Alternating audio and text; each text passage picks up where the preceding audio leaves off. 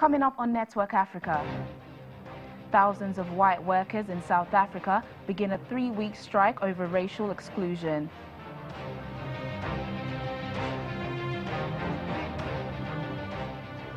"400 prisoners escape in Libya as clashes continue between rival militia groups.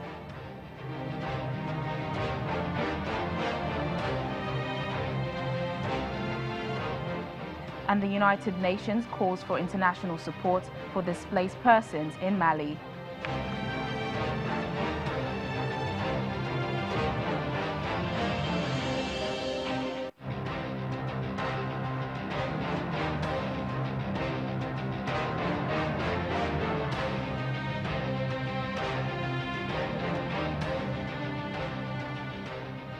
Hello and welcome to the program. I'm Teniola Shobowale. We begin the program this week with stories and happenings that made headlines over the weekend. From Uganda's politics to the insecurity in Somalia and Libya, here's a summary of weekend stories.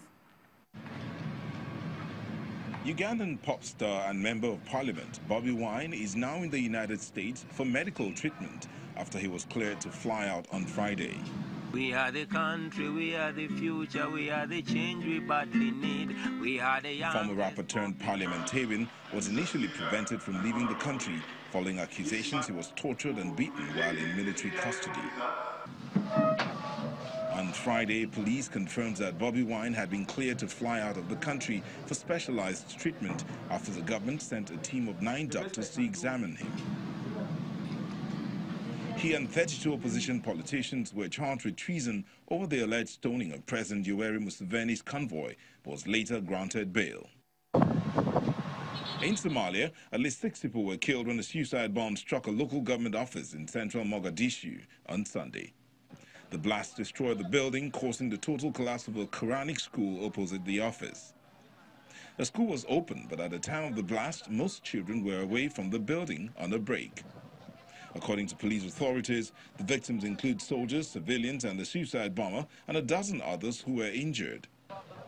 The Islamist militant group Al-Shabaab claimed responsibility for the attack on the Halwadag district office, which also blew up the roof of a mosque and damaged houses nearby.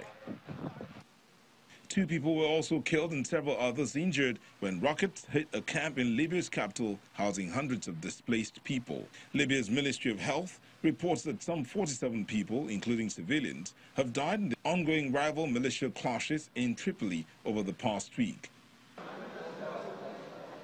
Hundreds of migrants trapped by the fighting were moved to other detention centers, while the city's airport was closed for 2 days on Friday. Libya has faced continuing chaos since NATO-backed militia forces, some of them rivals, overthrew long-serving ruler Colonel Gaddafi in October 2011. In Libya, some 400 prisoners have escaped from a facility near the capital amid the ongoing deadly violence between the militia groups in the city. Officials say the prisoners were able to force open the doors in order to leave, and the guards, who were also fearing for their lives, were unable to prevent the breakout following riots at the jail. Local media reports that many held at the prison in the southeast are supporters of the late Libyan leader, Gaddafi, and had been found guilty of killings during the uprising against his government in 2011.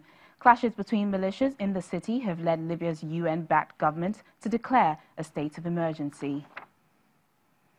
Joining us now is Olaidunde Ariyo, a security expert. Thank you for joining us on the program.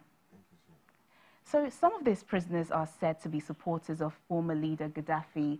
What kind of chaos has this unleashed into the already insecure country? Well, first of all, the population of, that crowd coming out from the prison, they will endanger the already fragile situation in Libya. Why? Because they were trained fighters. All they did was to get armed, and then they will go on rampage. Unfortunately, again, there's scarcity of food and water in the community. So whatever food and the water they have available won't last beyond a few hours. So we should be looking forward to seeing more people dying from hunger and starvation. Mm. So the war in Libya shows no end in sight. How would you rate the efforts of the UN-backed Libyan government? Well, they got the National Accord, which is of course backed by the UN. They have not done enough to attract brigades and the militia from the opposition side. which of course will have reduced the crisis to that extent. And the UN has no standing army. They rely largely on the less than 30% that are supporting the GNA. So it's not a good one. So you don't think the UN mission in Libya is effective? No. I mean, if you listen to Doctors Without Borders, they declared wholehearted that as it was, with about 8,000 more people, refugees from Ethiopia, from Somalia, and from Eritrea, still there, not counting Nigerians, okay, who were trying to use Libya as transit point to Europe. They're all open to starvation now. So to that extent, it's not safe to even go to Libya for anyone. So how can this be resolved? How would you say this can be resolved? Wow. With 7% of Libya under the control of the opposition, and this opposition is not just one opposition now, several militia gangs. It will take a while. And perhaps they should raise a formidable army. I mean, the UN should now begin to think of like what we had in ECOWAS before, okay, whereby they can have direct conversation with these people. Especially when you remember that Libya today serves as a slave camp, where people are sold into slavery, and others too who were brought into privately run prisons. Okay, they simply they harvest and sell their organ. There's a burgeoning global market for human organs. So these human beings are hardened in those places, and then of course they are sold off. So with all those practices still going on, I don't think it will be peace in Libya in a long while to come. So let's go back to the prisoners. Who will take charge of rearresting them, since some of them were charged by different militia groups? That's a million-dollar question. Nobody would love to be imprisoned.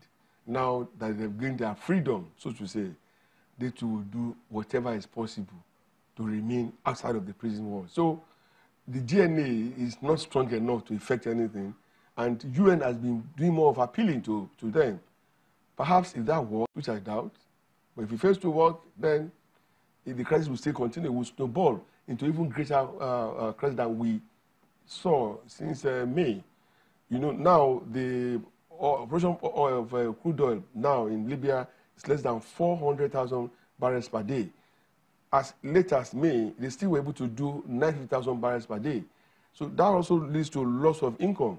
And then without money, there is little or nothing that GNA can do in arresting crisis in Libya and bringing in peace.